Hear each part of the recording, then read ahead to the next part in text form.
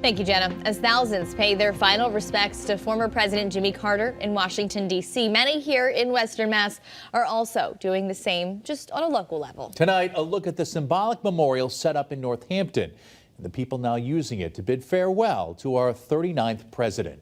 Earlier this week, volunteers built this framed-in wall on the lawn of the Unitarian Society of Northampton and Florence.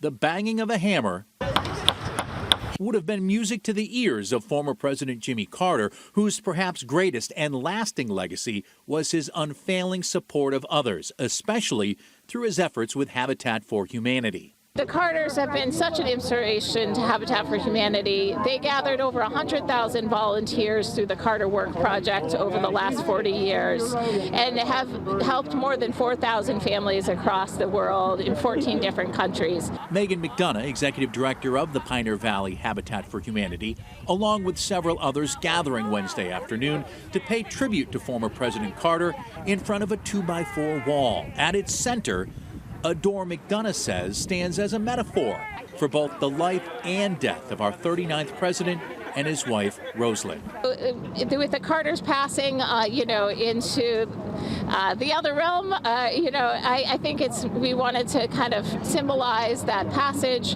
and to have a memorial that made us think about the many doors he's opened for families across the country. Fittingly, those in attendance saying goodbye with simple messages to a simple man who did nothing less than ascend to the pinnacle of power while staying a humble servant of the poor.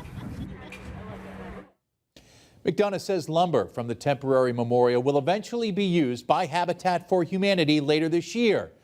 You guessed it, to build a house for a local family. And